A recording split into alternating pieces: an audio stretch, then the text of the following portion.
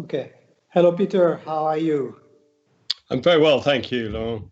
Well, it's great. It's great that we have the chance to exchange today. Well, it's very challenging and humbling time. I remember it's a few months ago we had the replenishment in Lyon of the Global Fund, and now we see that that global health is back on top of the international agenda with this COVID-19 pandemic. So it's really challenging. Yeah, no, it's amazing how quickly the world has changed. After the replenishment, we were very much on top of things and saying we had raised $14 billion and we could step up the fight against HIV, TB, and malaria. And now, only a few months later, we're worried that we can protect the gains so far on HIV, TB, and malaria, given the impact of COVID. So it's a dramatic change. Yeah, and we realize also that this kind of health issue can be the real disruptor of globalization. I think there's very few other shock that could have happened and produced such a rapid and complete disruption of our normal life, global economics, travel.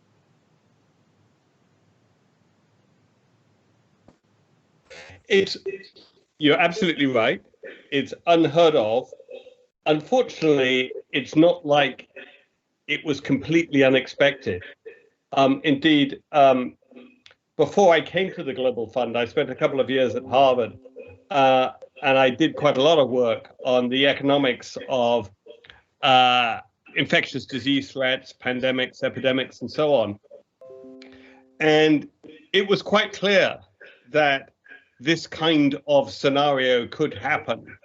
But it's striking how the world didn't really want to listen.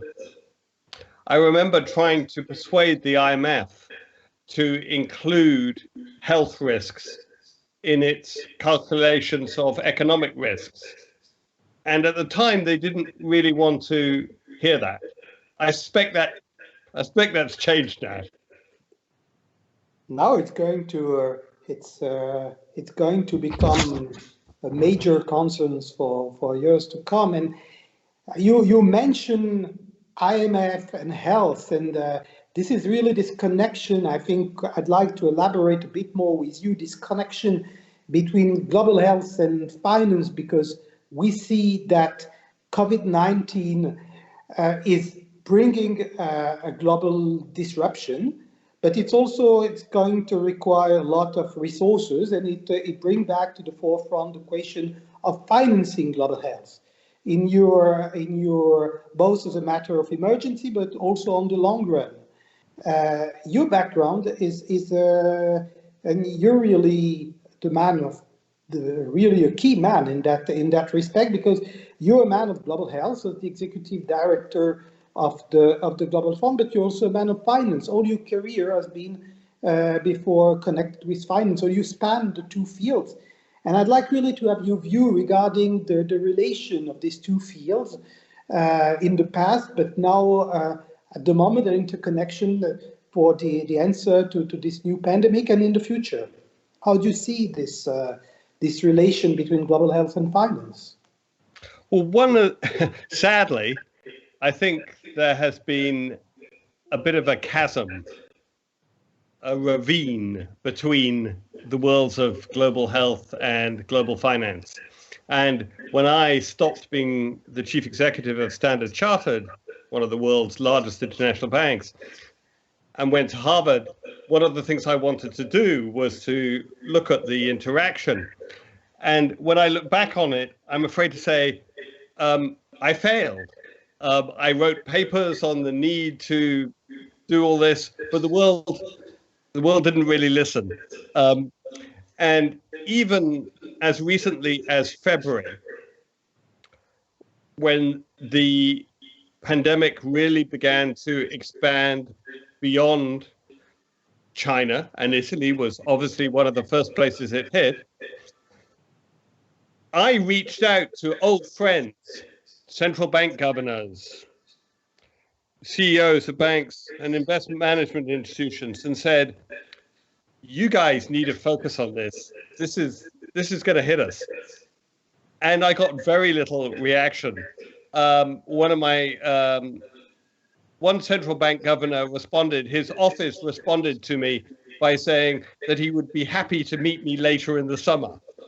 And I went back saying, I don't think that's kind of work. But so the world of finance and economics didn't really understand global health. And I have to say, though, that I think the world of global health has not been very good at expressing itself in ways that the worlds of economics and finance understand. And because that communication has been bad, that's one of the reasons we've ended up underinvesting in preventing such things as we've seen with COVID-19. You're never going to prevent everything, but you can at least be better prepared. And I'm afraid to say the worst thing to do is to only focus on how you respond, because the response, as we've learned to our cost, is always going to be incredibly expensive. Yeah, and the problem also of the world of finance is that there's a lot of short-termism, and it's the question that arises with COVID-19. You can say you have the same short-sightedness for other global challenges. And do you think it's something that can change, or it's going to be one shock and after it's going to be back to normalcy? Well, I hope so. I mean, the history of pandemics is one of panic and neglect, i.e., you panic when it happens, and then you have a short memory and you rapidly forget. But I think it is incumbent on us this time to make sure we don't just go into a cycle of neglect again, and that we realize that these long-term, low probability, high impact events, they do happen. And when they do happen, they make a massive difference. And I hope we think about that not just in the context of global health, but we apply that same mindset to the way we think about climate change. Because you've got similar issues going on there, where it's sort of a bit too far away, it might not affect me, but it's the same sort of issue. It probably will happen. Some disastrous things will happen at some point, and we need to start preparing for it now. Yeah, but you see, the Global Fund, it's a financial institution, but it's also multilateral institutions. So you take care of the international answer, in a way, the financial dimension of this international answer to the pandemics. But, well, the world of finance is much broader. It brings private finance, huge resources. You think you can play in the future a role of catalyst to bring back this broader world of finance to the responsibility, to be part of the answer and not just to be mobilized when the situation is bad, and then to go back to something normal? How do you see a new role for the Global Fund in the future in that respect? It's an interesting question. I do think the role of the Global Fund is likely to evolve as a result of the COVID-19 crisis, but quite what scope or dimensions of that evolution, it's not immediately clear to me now. And I must admit, we are so focused on sort of what we're doing right now to help countries respond to the crisis, that worrying about where we will be 1 year or 2 years down the road, I'm afraid I haven't sort of quite got my head around yet.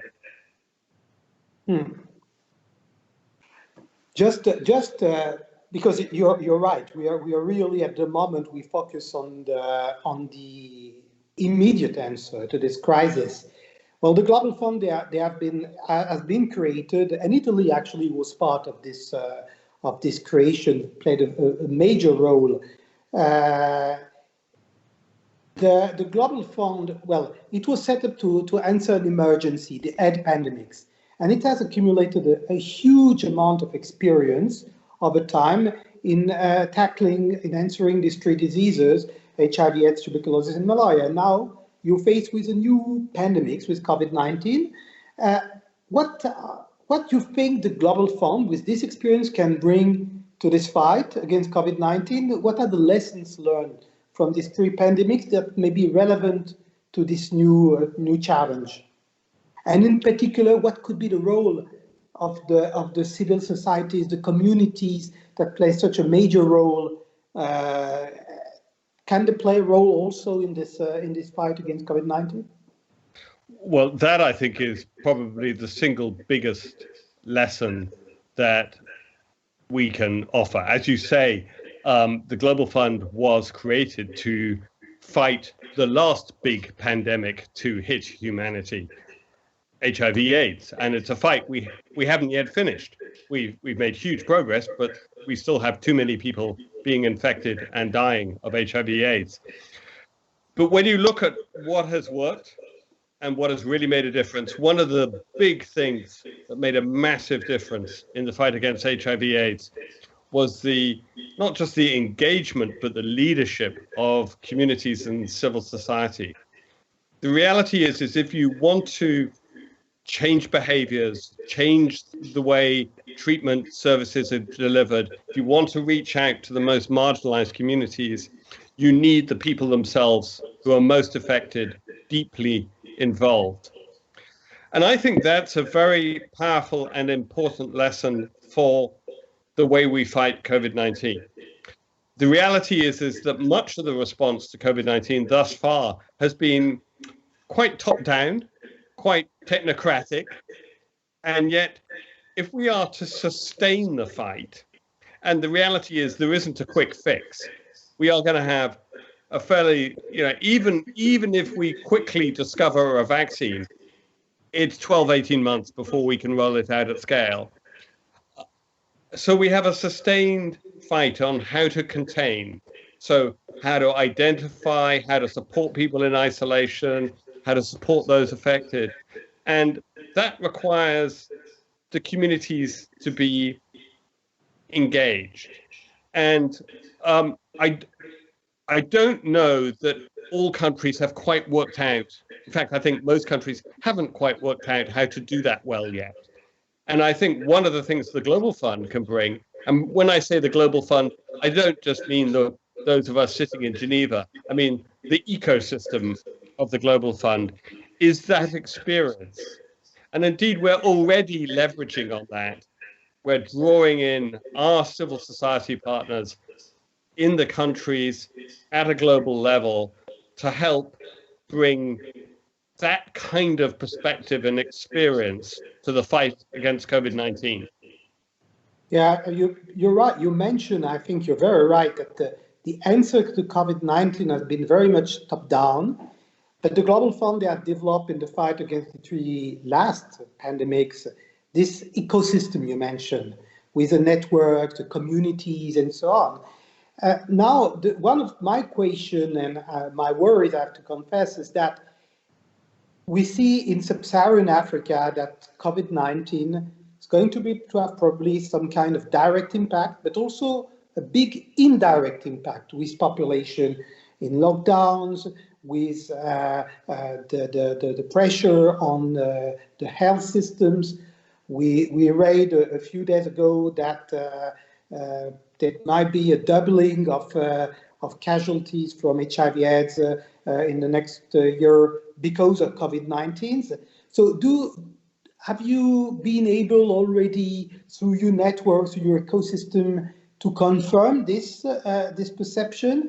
And how do you plan with the Global Fund both to combine your contribution to the fight against the Global Fund and maintaining your effort to mitigate the impact of these new pandemics on the people living with HIV/AIDS and TB and malaria programs?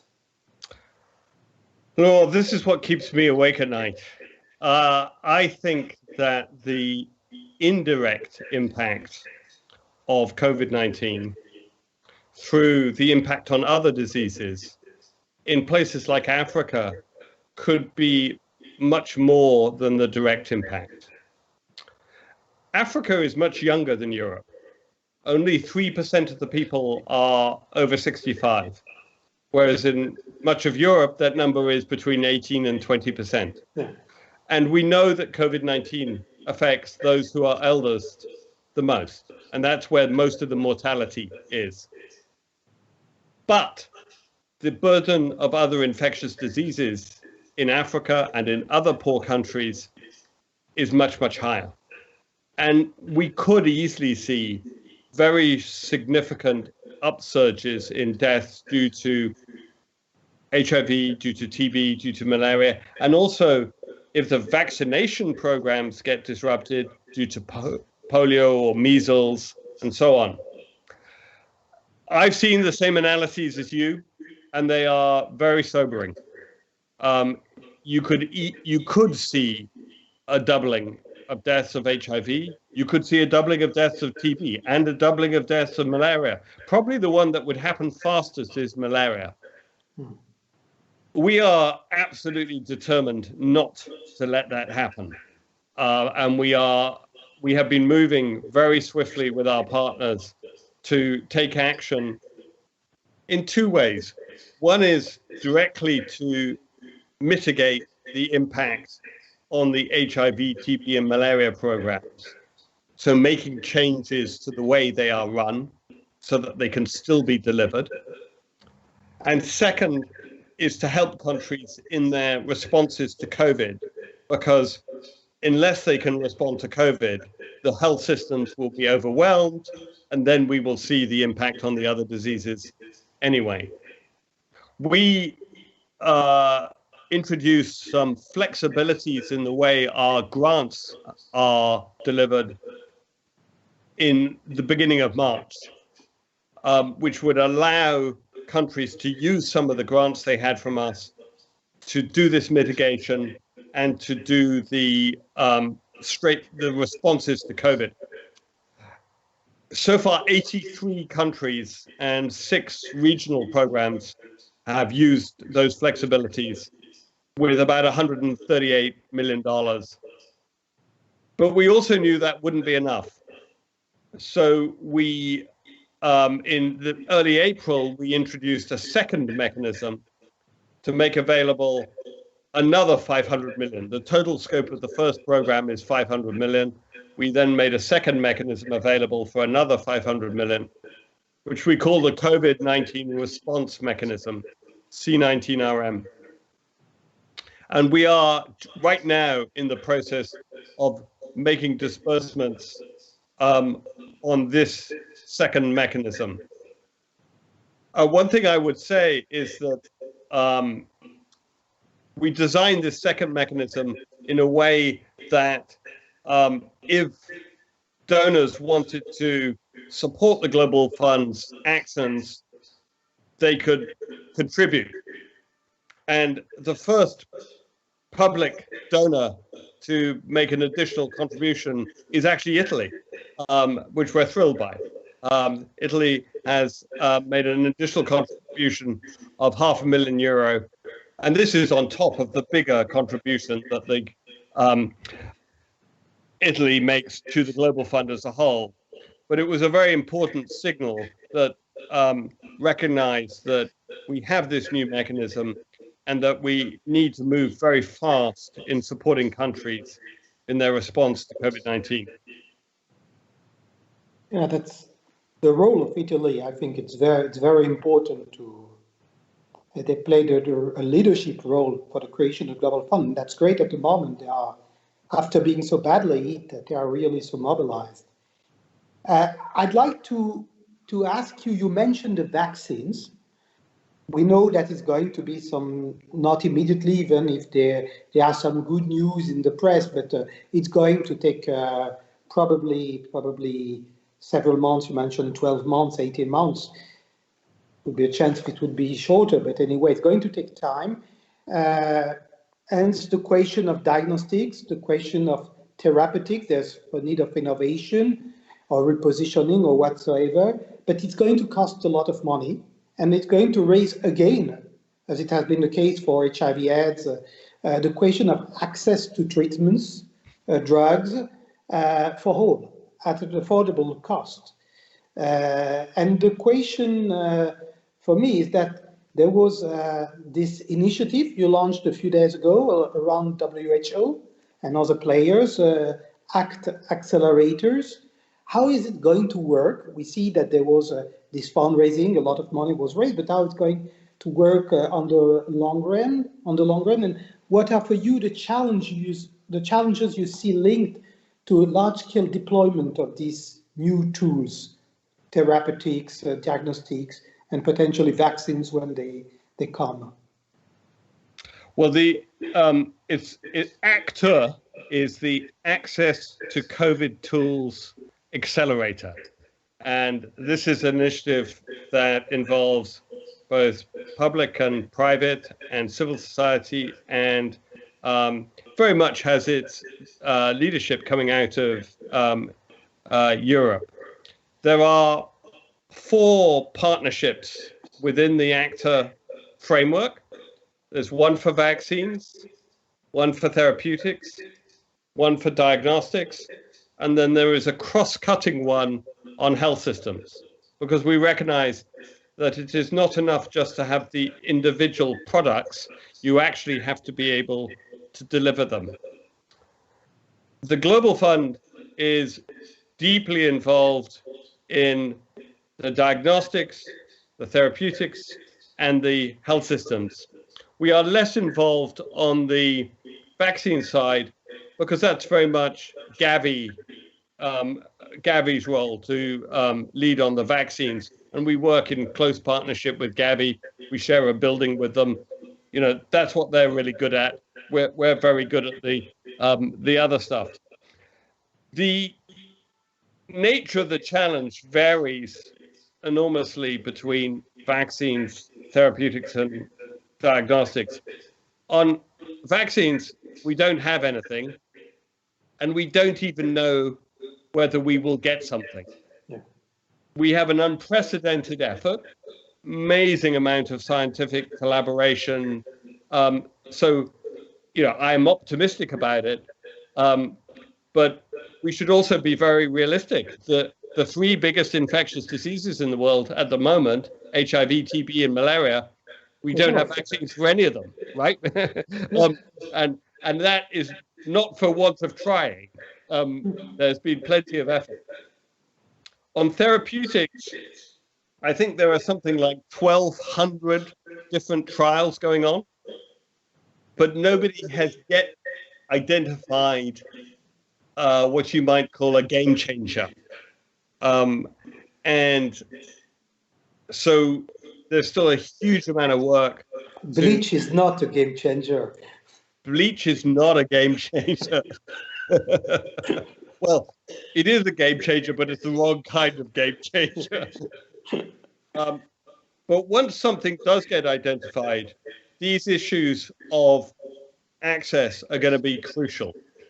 And we want to learn from the experience of HIV/AIDS, because it is true that the creation of the Global Fund was what helped make antiretrovirals available to many people in the poorest communities in the world, and thus saved many, many lives. However, it took us too long. The Global Fund was only created in 2002, and many people in Africa and other poorer parts of the world, millions of people died before antiretrovirals were available. One of the things we are very focused on is we don't want that to happen again. If new therapeutics are identified, we want to be right there at the start, arguing for equitable access for those who are most vulnerable. On diagnostics, we're in a different situation again, in that we already do have diagnostics. There are issues about availability, but we are already, Global Fund is already purchasing sophisticated diagnostics and delivering them to the countries in which we invest. And this is crucially important, the issues of access, because in fact, places like Africa need to move even more swiftly to sophisticated strategies of massive testing, tracing, and containment than Europe has. And the reason is that lockdowns just aren't very sustainable in societies where many people basically eat what they earn each day. They have no savings, and the governments can't provide backup. So a lockdown is not going to last very long. And secondly, acute care systems in Europe have been put under huge pressure. Consider a country like Liberia, where the total intensive care capacity for the country is 4 beds. 4. So they can't rely on the care side. They can't rely on the lockdowns. So they have to go for testing and tracing and isolation. And that means they have to have the tests. And so we have a very real issue right now about getting sufficient access to volumes of tests, being able to fund those, but also very practical issues about lab capacity, lab technicians, how you actually make it all work. But the thing that is very good about the actor structure is that we have the players there. We have the private sector, we have multilaterals like the Global Fund, we have the governments, we have civil society, and there's a real sense of problem solving to get to the right answer. Yeah. Well, but the pandemic is really, this new pandemic is putting all the health system under stress, both in the north and in the south. And it brings back to the front the idea of the role that health is a global issue, that there's interconnection between these different issues, and that you need to tackle this kind of challenge. You need to have proper health systems. And one of the questions that arise from this pandemic is that health systems, health workers are the first line of defense against these pandemics. There were a lot of debate before this about the importance of building, strengthening health system, the 3 pandemics, but also strengthening health system. Probably this debate is going to gain steam in the future. In your view, what should be done? What in this area to respond to COVID-19? How the Global Fund and other agencies, players, partners can help this health system, well, to meet this challenge and to keep functioning. Well, this is a really important topic and quite a big and complex one. I'll just make a few points.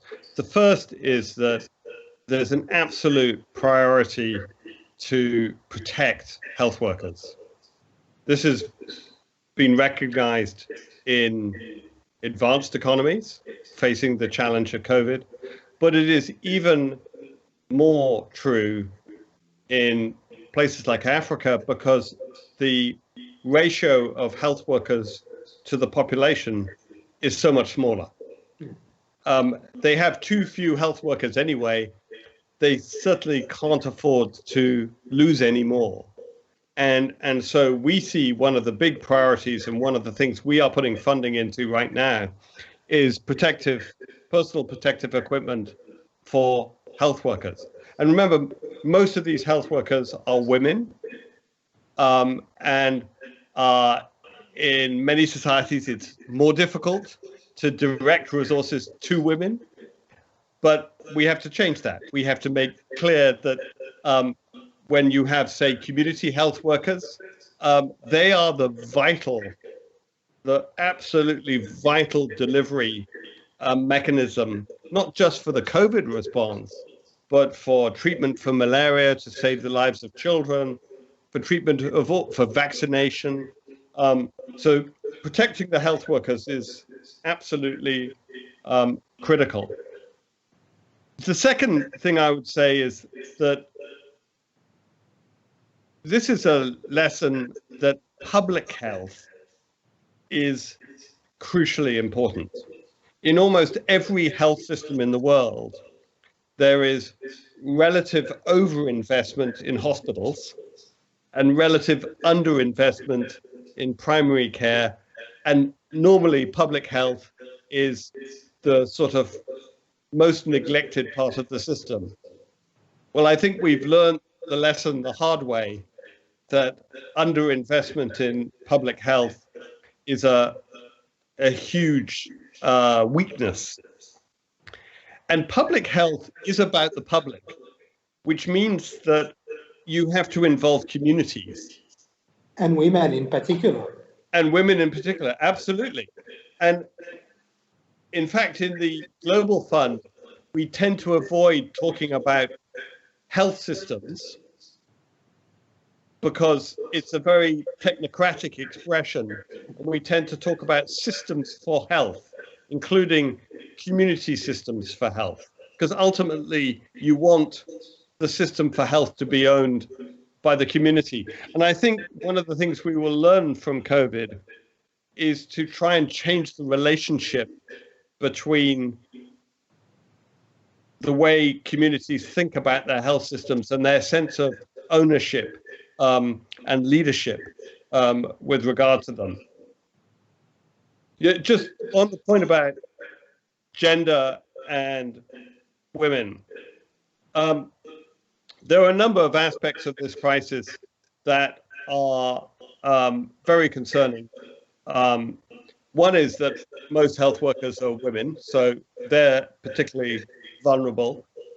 Second is that in most lockdown environments, in fact, across the places that have done lockdowns, there's been pretty compelling evidence of increases in gender-based violence. And a third is that women are often the most vulnerable to some of the other conditions that could be affected by COVID. And so, for example, roughly speaking, 1,000 adolescent girls and young women are infected with HIV every day. There has been massive disruption to the prevention programs that are trying to protect these young women. And the honest answer is we don't quite know what the impact of that is. But it is very concerning when you have vulnerable populations and the programs you're using to reach out to them are not working in the way that was intended. I completely agree, and I think this question of communities and the impact on the ground of the pandemics is something absolutely key. You've built in the Global Fund a quite extraordinary system of networks, partnerships involving the government, the civil society, the technical agencies, the private sector, the people affected by the diseases. I'd like if we can come back a minute on the role of the private sector in the COVID-19 response, and how do you see they can contribute the most? I think what I've seen in the response to the crisis actually is that our private sector partners have been very active. So we have a number of technology partners who have been very creative actually in helping problem solve how to support communities and implementers who suddenly have to shift from face-to-face interaction to doing what we're doing now. And when you're a community group in Niger or you're doing bednet delivery in Guinea-Bissau, that's quite a challenge. And we have had a lot of support from our technology partners on that kind of thing. I'd also say the other, in the same way that Italy was the first public sector donor to add additional funds to our COVID-19 response mechanism, Apple, through Product Red, was the first on the private sector side.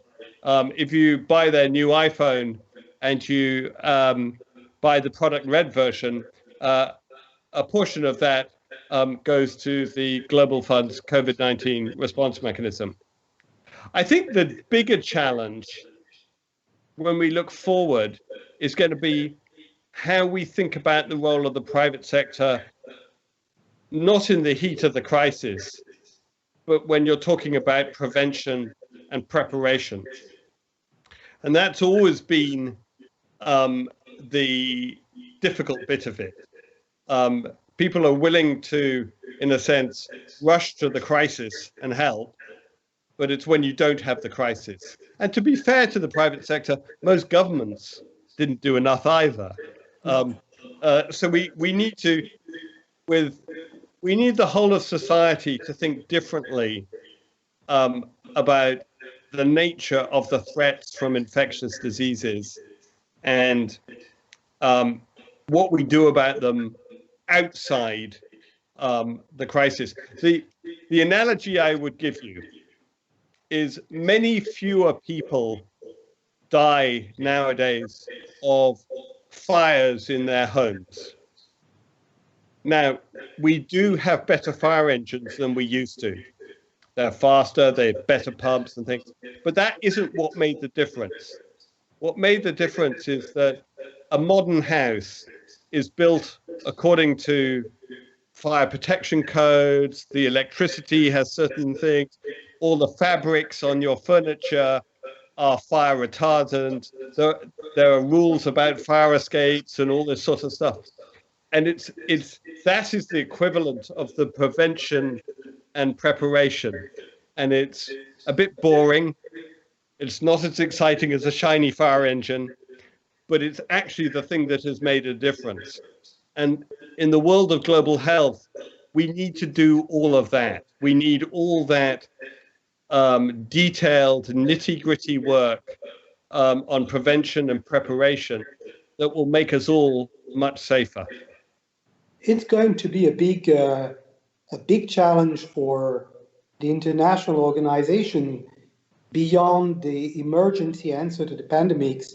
Well, to build the resilience for the future, and this is something you see a role for the global funds for this, because there will be a lot of lessons to learn from this crisis. How do you see the future of the global funds and in preparing the world for the outbreaks of new global health risks such as the COVID-19? Well, I think the first thing we have to do is change the language and the conception of global health security. Too often when people talk about global health security, what they're really talking about is making better protections against diseases that might kill people in rich countries. And they kind of quietly ignore the diseases that are actually still killing people in poor countries. And I tell you, my nightmare is that we find ways of controlling and containing and reducing the mortality of COVID-19 in Europe and North America and Japan and places, but it still is killing people in poor countries. And then the Global Fund is given COVID-19 to deal with as a kind of residual ex-pandemic. And in a way, I mean, if we're honest, that is what we are dealing with a disease like TB or HIV, which are no longer significant public health threats in the rich world, but continue to kill. I mean, across the three diseases, it's 2.7 million people a year. Yeah. So one of the things I think we need to do is have a concept of global health security that actually says we have to protect everybody from these big infectious diseases. It's intolerable just to protect the people in rich countries. We have to protect everyone in the world, wherever they live, from COVID-19, from HIV, from TB, from malaria.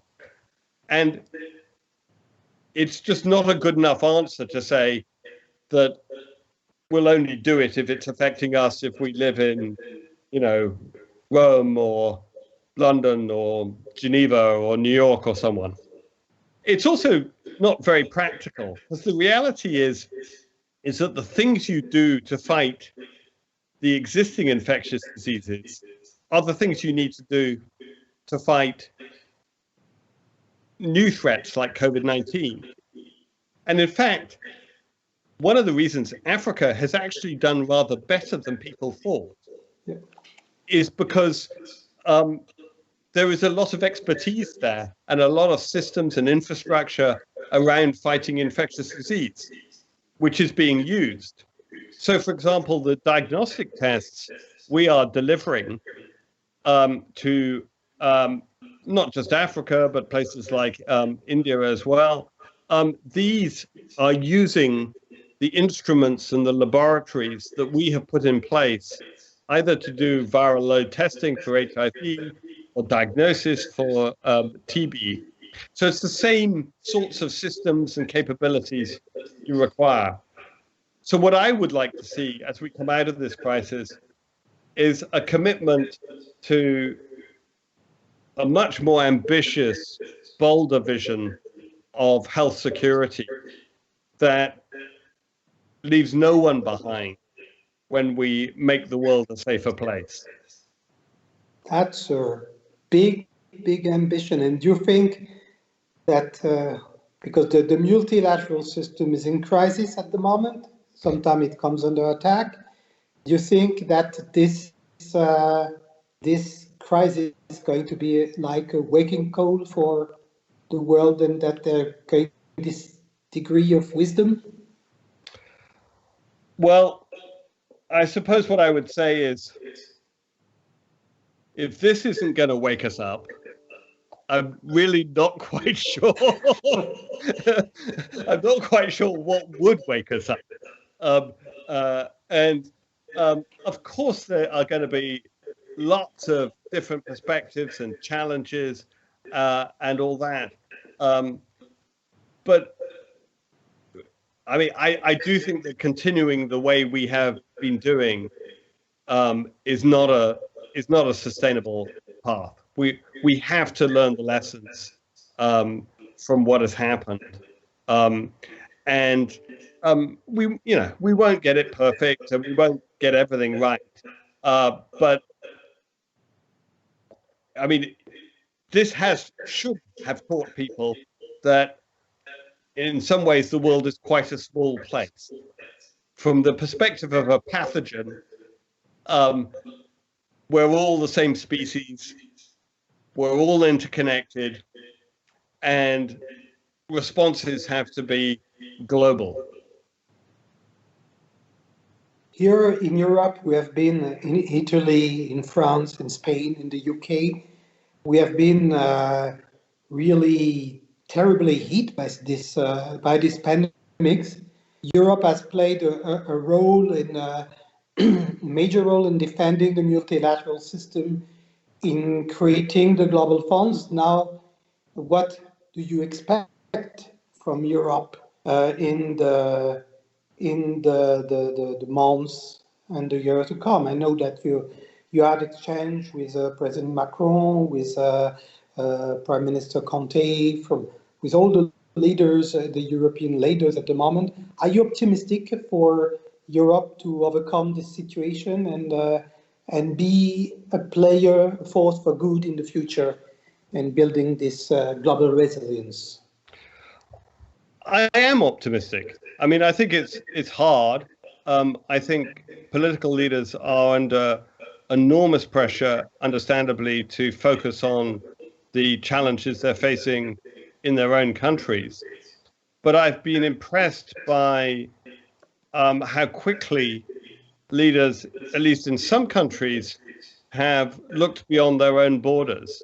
Only yesterday, I was speaking to the Foreign Affairs Commission of the Italian Parliament, and I was impressed by the level of interest and engagement and on the issues that are affecting the rest of the world.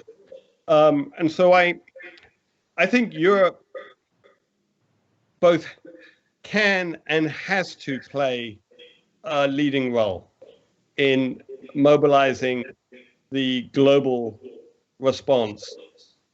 And look, this is a disease where it's not going to work to solve it in one country, because as long as it can run free in other parts of the world, it will come back and bite you again.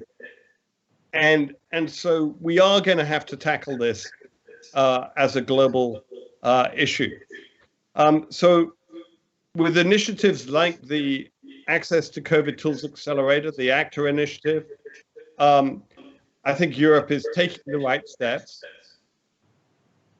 I have to say it is going to involve money, because the reality is, if we want the poorest parts of the world to have access to tests, to protective equipment and so on, somebody is going to have to buy them for them. And in a sense, that's what the Global Fund was created to do for HIV, TB, and malaria.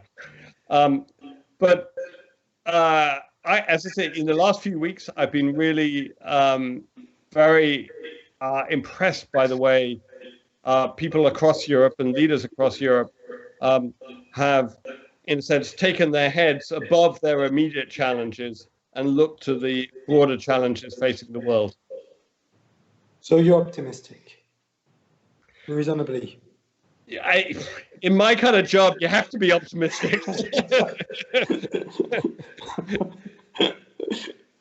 In any case, we are going to support you as Friends Europe, and I think you're doing really a great job. And well, this is more necessary than ever. And it's great that we have the Global Fund at the moment, I think.